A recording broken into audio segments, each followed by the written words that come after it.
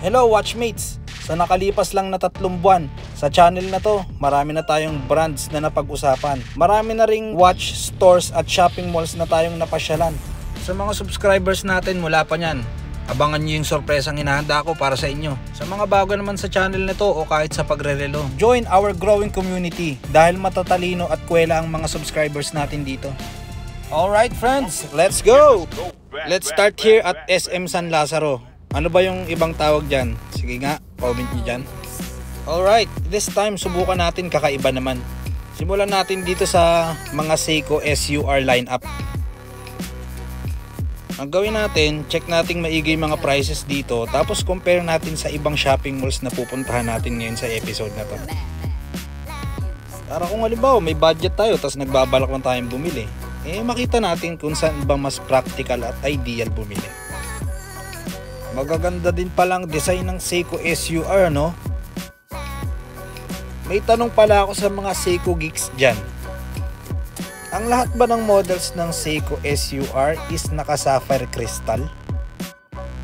At may unit ba ang Seiko SUR na hindi quartz movement? Anyway, ito yung ladies collection ng SUR, oh.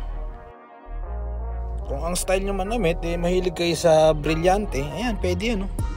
Tapos ayun yung mga classic quartz nila, oh, yung medyo mukhang oyster perpetual ng Rolex, ayun.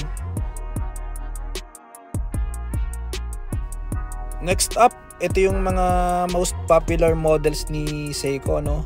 Yung Seiko 5.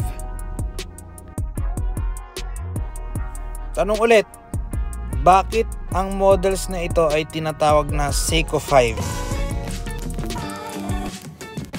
Dahil ba merong 5 kategorya ang Seiko 5? Or yan ba yung pang-5 major model o style na na-create ni Seiko? Or dahil yan ba yung paboritong model ng members ng Voltes 5? Wala naman nun eh. Tinatawag na Seiko 5 yung models na yan because of its 5 key features. Ano-ano ba yun? Sige, kayo na bahalang sumagot dyan sa comment section.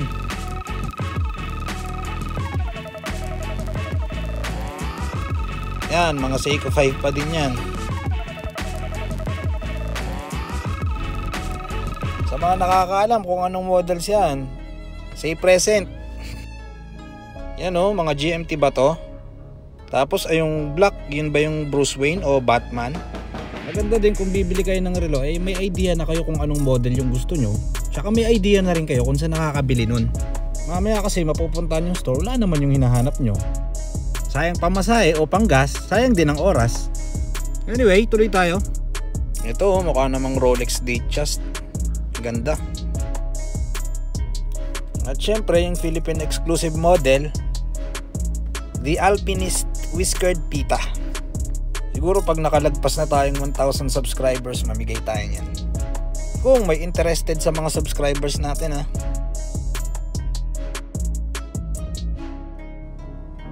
Alright, alis tayo dyan sa SM San Lazaro. Lipat tayo dito sa Mall of Asia. Ayan, ito yung Frontier model nila eh. More of prospects. Wala lang tayong pagkukumparahan dun kay SM San Lazaro, no? Kasi wala silang mga ganitong model dun eh. Pero para lang may idea kayo, ang pinakamababa dito sa estante na to, itong 1959 Alpinist.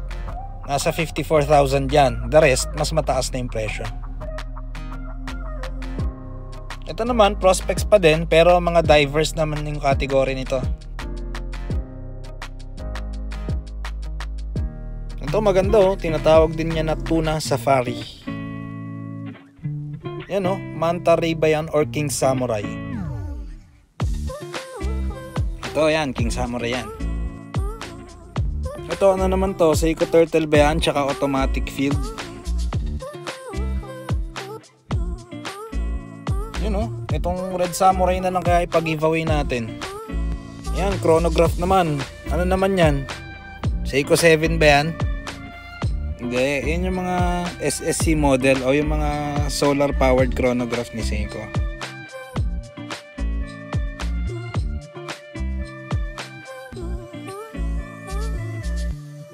Yun, ito na yung mga SUR models kagaya nung nakita natin dun sa nauna sa may SM San Lazaro. Almost same price lang eh. Siguro ang difference lang is kung mag-o-offer sila ng mga discount. To be perfectly honest, mas mataas talaga yung prices sa mall eh, no? Pero siguro ang tip ko lang is take advantage dun sa mga installment options nila. Kasi may mabibilihan naman talaga kayong mas mababa eh. Kaya lang, ang difference is, yung mga store na mabababa is wala silang installment option na payment. Next stop, Farmers Plaza, Cubao, Quezon City.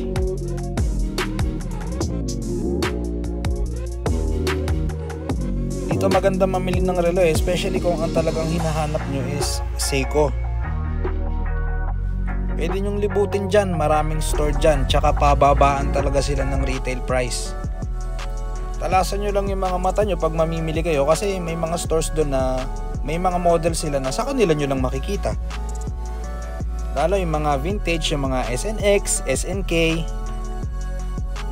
Tiyagaan lang. Tsaka kung mamimili kayo, huwag kayong mahiyang manghingi ng discount. Run through na lang siguro natin per store, no? Tapos magbukod na lang tayo ng episode na mag-focus tayo sa isang store lang. Napakaraming units and models dito na definitely mas mababa sa mall. Kaya lang, make sure na pag bibisita kayo, may dala kayong budget. Kasi majority ng stores dito, if not all, hindi talaga sila nag-a-accept ng installment payment. So kailangan may ready kang cash or may pondo ka sa bangko mo na pwede mong i-transfer, babayaran mo ng buo. Ayun, pwede nyo i-consider sa buying decision nyo. Kung may budget kayo and you're willing to pay in cash, dito kayo magpunta. Pero kung gusto nyo segmented or yung pautay-utay ang bayad, okay sa mall, lalo kung yung mga ang presyo nasa 60,000, 80,000, di ba? Mas maganda siya i-installment kaysa gumastos ka ng 80,000 ng biglaan. Oo, Seiko Prospect Samurai nga yun, pero 50 sako din ng dinurado yun eh. Ayun lang, salamat sa panonood hanggang sa bahagi ng video na ito. Sana nakatulong sa inyo kahit paano. Para sa susunod, smarter watch buyer na kayo. Again, thanks everyone for your support. Thanks be to God and keep watching.